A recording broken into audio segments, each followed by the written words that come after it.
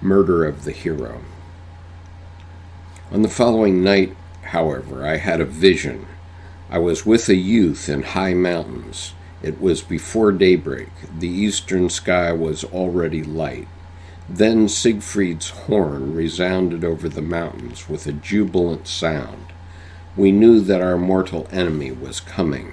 We were armed and lurked beside a narrow rocky path to murder him. Then we saw him coming across the mountains on a chariot made of the bones of the dead. He drove boldly and magnificently over the steep rocks and arrived at the narrow path where we waited in hiding. As he came around the turn ahead of us, we fired at the same time, and he fell slain. Thereupon I turned to flee, and a terrible rain swept down. But after this, I went through a torment unto death, and I felt certain that I must kill myself if I could not solve the riddle of the murder of the hero. Then the spirit of the depths came to me and spoke these words. The highest truth is one and the same with the absurd.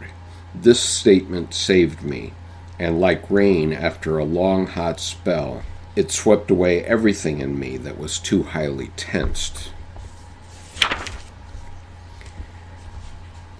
Then I had a second vision. I saw a merry garden in which forms walked clad in white silk, all covered in colored light, some reddish, the other bluish and greenish. I know I have stridden across the depths. Through guilt I have become a newborn. We also live in our dreams. We do not live only by day. Sometimes we accomplish our greatest deeds in dreams.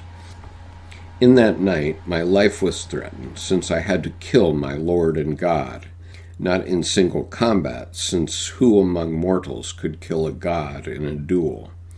You can reach your God only as an assassin, if you want to overcome him. But this is the bitterest for mortal men. Our gods want to be overcome, since they require renewal.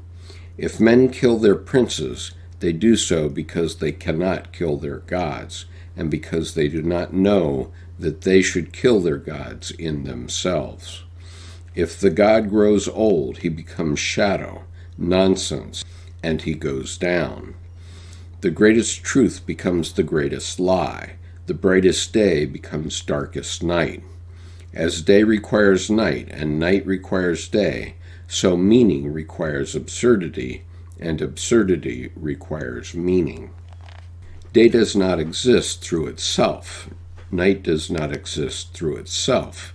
The reality that exists through itself is day and night. So the reality is meaning and absurdity. Noon is a moment. Midnight is a moment. Morning comes from night. Evening turns into night. But evening comes from the day, and morning turns into day. So meaning is a moment and a transition from absurdity to absurdity, and absurdity only a moment and a transition from meaning to meaning. Oh, that Siegfried, blond and blue-eyed, the German hero, had to fall by my hand, the most loyal and courageous. He had everything in himself that I treasured as the greater and more beautiful. He was my power, my boldness, my pride. I would have gone under in the same battle, and so only assassination was left to me. If I wanted to go on living, it could only be through trickery and cunning. Judge not. Think of the blond savage of the German forests, who had to betray the hammer-brandishing thunder to the pale Near Eastern god who was nailed to the wood like a chicken martin. The courageous were overcome by a certain contempt for themselves, but their life force bade them to go on living, and they betrayed their beautiful wild gods, their holy trees, and their awe of the German forests. What does Siegfried mean for the Germans?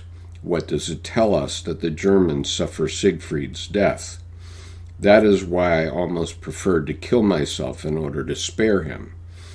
But I wanted to go on living with the new God. After death on the cross, Christ went into the underworld and became hell.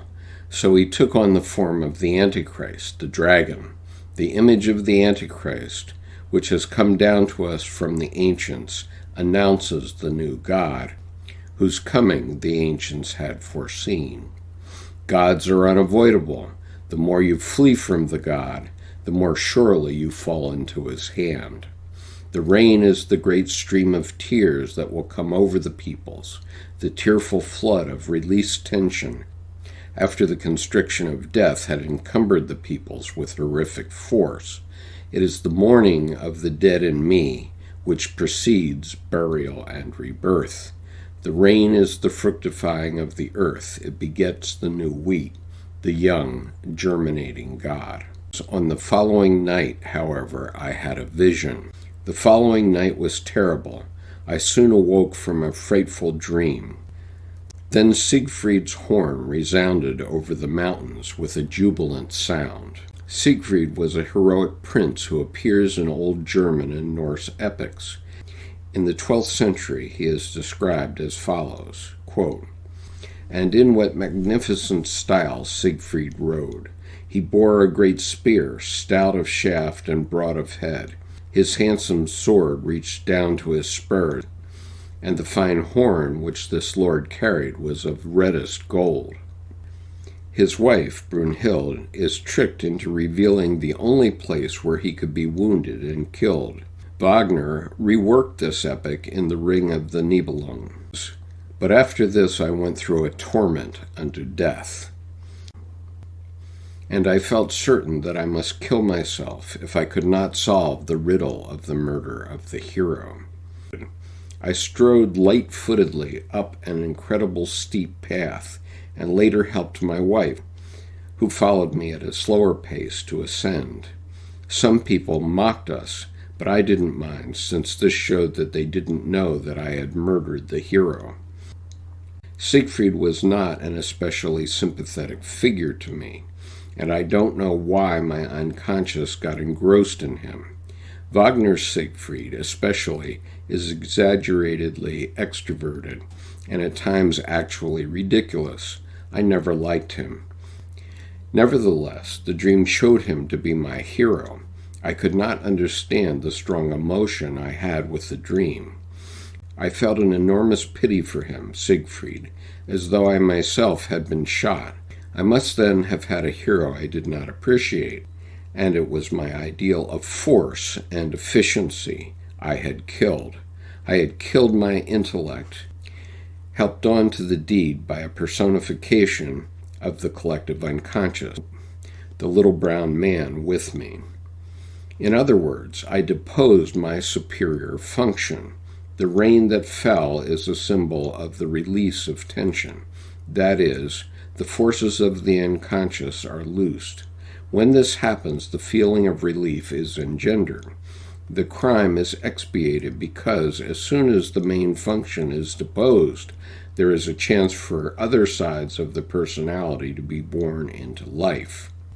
But in order to have wholeness, we need to include both logos and eros, both logic, rationality, and life.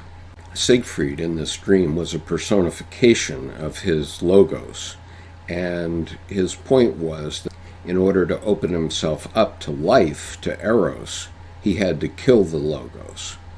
This allowed wholeness to enter into his being. Then I had a second vision. I saw a merry garden in which forms walked clad in white silk, all covered in colored light, some reddish, the others bluish and greenish. The draft continues.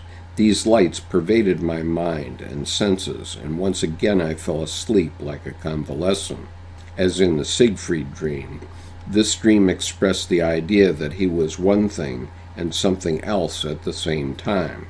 The unconscious reached beyond one, like a saint's halo.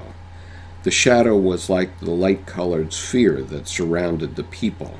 He thought this was a vision of the beyond, where people are complete. In the text, I know I have stridden across the depths.